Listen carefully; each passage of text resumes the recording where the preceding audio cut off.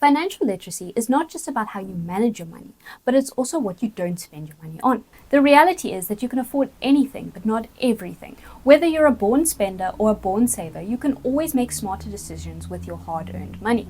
On my path to becoming more financially literate and empowered with money, these are some of the things that I have consciously decided that I don't spend my money on. This decision has shaped my financial journey and allowed me to spend my money more intentionally on the things that bring me joy, without wasting it on things that I can live without that don't make me as happy. Hi guys, my name is Shannon and welcome to my channel where I talk about all things personal finance.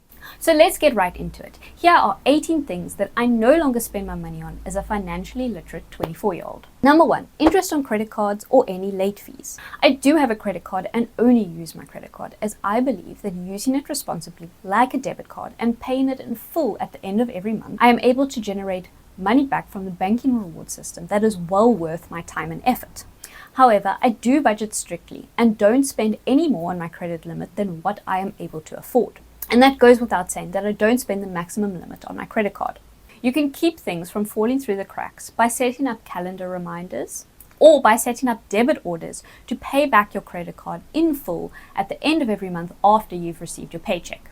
By getting organized and staying organized and not overextending myself financially, I have avoided countless late fees and charges and don't pay any fees for late taxes, late invoices, or late rent. Dave Ramsey calls these kind of expenses a stupid tax. It is a smart decision to avoid them, as most of the time these wasteful expenses can be avoided through some action and planning. Number 2, food delivery services. In my opinion, it's a ripoff. From the drastically inflated prices on the apps with the additional delivery fee, it makes going to a restaurant and eating out and having a good time a much better alternative for me, as the margin and difference of cost is much lower nowadays. I purposefully never started this habit of relying on the food delivery services if I was lazy or hadn't gone grocery shopping on the weekend, and saw my roommates getting into this bad habit of needing to order food in because they weren't prepared. I find it much more refreshing to cook at home, meal prep, save money, and have the choice to go out to eat, as I have saved money from being organized and not relying on the food delivery services. Just the other day, I wrote an 8-hour exam, and when my boyfriend came to pick me up, he said, "We're going to get burgers." Food delivery apps have drastically inflated the price of that same burger or pizza on that app compared to the franchise's own app, where you can pick it up yourself. We decided to do this instead and saved about 40% of what we would have spent having had ordered it on the delivery service app. Number 3, Dstv and unnecessary subscription services. Choosing what we want to watch, when we want to watch it, is a big plus with the Xiaomi TV box that we have, without paying for a subscription. Unfortunately, I couldn't watch the Olympics, but we both rarely watch TV working full-time jobs. And that is why I don't find the value in paying for subscription-based services. Number 4, coffee out or a drink at a cafe or restaurant. This may be a controversial one, but growing up when I was still in school and started going out with friends to cafes and restaurants for food, I never used to order a drink. I knew that by the time my food would arrive, I would already be too full to finish and enjoy my food, especially if it was a sweet treat or something. Anyways, I quickly decided not to waste my money on a drink that didn't bring me as much happiness as what my meal did. And yes, there has been many times where the waiter has asked me, like, "Are you sure?" or looked at me funny. But this is just what works for me. I do not fall for lifestyle inflation or keeping up with the Joneses. I first questioned myself and asked, is it something that I truly want? Is moving to a bigger apartment what I want right now? Probably not, as I am literally at work for 9 hours of the day. Any bonus or overtime pay that enters my bank account is used for saving and investing in my future. And it's not a goal for me to spend it all just because this month's paycheck was bigger than the last. Do I really need the most expensive cooking pots and pans? No. Do I really need to wear Gymshark to the gym every day? No. Do I really need to drive a more expensive car just for driving from home to work, the grocery store, and to visit my family? No. So I prefer to spend my money on things that bring me joy, rather than increase my base cost of living, which makes it harder to save and invest. And that brings me to my next point, buying a brand new car. Is that new car smell really worth it if it loses 11% straight after purchasing it? Rather buy an older model of a reliable car where the car parts are accessible and inexpensive. You will end up spending less money on maintenance and less money to finance the car when you purchase it. Hiring someone to clean or do services that I can do myself. Yes, that means that we clean our own apartment every week. It is honestly much more effort to organize to let someone in to clean while you're at work. And it's not a house, so it's a small area of an apartment which we're perfectly capable of cleaning ourselves. The question I always ask myself is, why should I hire someone to clean it and spend money when I'm just being lazy? This also goes for laundry, cooking, cleaning, and one day mowing the lawn. Number 8, expensive exercise classes. Now, I do have a gym membership, but when I say I'm paying 50% of the retail membership fee, this is because the remainder is subsidized by the medical aids. It is honestly money well spent. We go to the gym 5 days a week consistently, and I mean consistently. I have never met another couple that goes to the gym as more than just a routine, but a hobby as well. And to us, that's what it is. If there are other plans and events or it's holiday season, we will still fit in going to the gym and have maintained the schedule and balance for the last 3 years. So to me, spending money to hike a mountain, yes, sometimes that's free, or on other activities like playing paddle for exercise, is money wasted, as we enjoy going to the gym and using the gym's facilities. Number 9, snack-sized convenience foods or bottled water. I honestly don't want to pay for the special packaging required by convenience foods. I would rather save my money and choose to cook from scratch with whole foods and ingredients, and meal prep and then freeze the meals that we enjoy and eat regularly. Also, convenience foods have a lot of other preservatives and additives that I'd rather just not consume. Plastic water bottles are a waste of money and resources. We'd rather use a water filter that we keep in the fridge. Number 10, lottery tickets. I have never purchased lottery tickets, not one. Admittedly, I was raised to believe that gambling is wrong, but now I think it's just silly and a waste of money and not something I value spending my money on.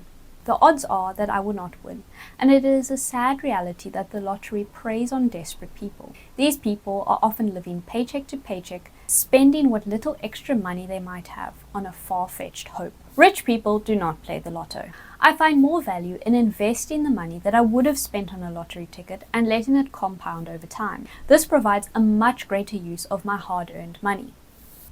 Number 11, impulse buys and buying things on sale. Now this mostly relates to clothes for me, as I have already developed the mindset of not impulsively buying kitchenware, homeware, or any unnecessary gadgets. Dressing nicely and looking put together is important for me, especially at work. However, I do not try to stay on trend all of the time.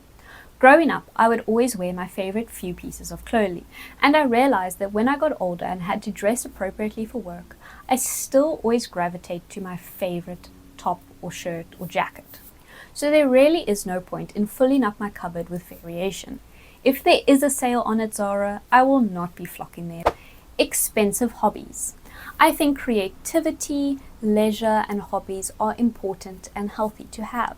That said, I do not spend any money on hobbies that I have right now. I enjoy reading, but my mom gets a lot of books from the charity stores as she loves walking through them. I have a few calligraphy pen sets, some of which I've won for free. I have scrapbooking stuff which I've collected over the years. And as I mentioned before, sometimes I feel that going to gym is a hobby in itself. Now, I know retail therapy is a problem for a lot of women. I have many friends that enjoy shopping as a hobby. It can be fun and relaxing to browse beautiful stores. However, going shopping without a plan or a purpose can be very dangerous to your budget. Now, don't get me wrong, I love walking through a grocery store. And I do buy a new item of clothing every few months. But I don't retail therapy without a set of parameters. In my budget, I have a specific amount of money set aside for spending money. I first make sure all my fixed costs and expenses are covered and budget a small amount for fun money. Buying a new phone on contract. When you run the numbers, the cost of the financing is so much more than the present value of the phone today. I just don't think it's worth it. Extended warranties. The reality is that the warranty is already included in the initial transaction of that appliance. Extending a warranty is paying for something now that might not happen at that specific year in the future. Rather save and keep money in a high yield savings account to cover for these emergencies in future. Grocery bags at Woolworths. I do not want to waste my money on grocery bags when I can just take it to the store, bring it back, take it every time I know I'm going to go shopping. I have a designated day when I go shopping. It's either Saturday or Sunday. When I know I'm going to go, I'm already at home, and all I need to do is remember to take the grocery bags. I've developed the habit of taking grocery bags with me, and now my cupboard is not stacked full of unnecessary material grocery bags. Another thing I don't spend my money on is smoothies or smoothie ingredients. Now this is mostly because of Discovery Vitality and the Virgin Active app. I get free smoothies every week, and quite frankly most of the time I am sick of smoothies. Also, I collect Discovery miles, which the most bang for your buck is to purchase smoothies. So between the weekly guaranteed smoothies, I'm not going to go out and spend more money on something that I'm already sick of. Another cost that I don't spend my money on is the cleaning or damage fees from moving out of an apartment. I make sure everything is clean, all the holes are filled in, and aim to leave the place cleaner and better than how I found it. Another thing I don't spend my money on is gift bags and wrapping paper and cards. As I mentioned before, one of my hobbies is calligraphy, so I love to make handwritten cards. Gift bags are very easy to reuse, and you've already spent a lot of money on that person's gift that you don't want to have to spend additional just on the wrapping. Benjamin Franklin once said that a penny saved is a penny earned. The truth is, with money, it's not just about how much one makes, but also how much one keeps. I try my best to reduce my living expenses, especially with things that don't bring me as much happiness. If you have a savings goal, it can help motivate you to adjust things to avoid overspending. My best advice is to go through your budget, come up with a plan, reduce where you can, and stick to it. Whether it is long-term like saving for retirement or more urgent like relieving immediate financial stress. You can start small with a saving plan and find seemingly extra money by making intentional steps over time. I find that a powerful component to feeling calm and peaceful financially is living within my means. Follow along with my journey for more insights and tips on how to navigate the financial world and gaining confidence as we become more financially literate, where we do not have to depend on others and have the freedom to choose where we spend our money. So thank you for watching, and I'll see you in the next video.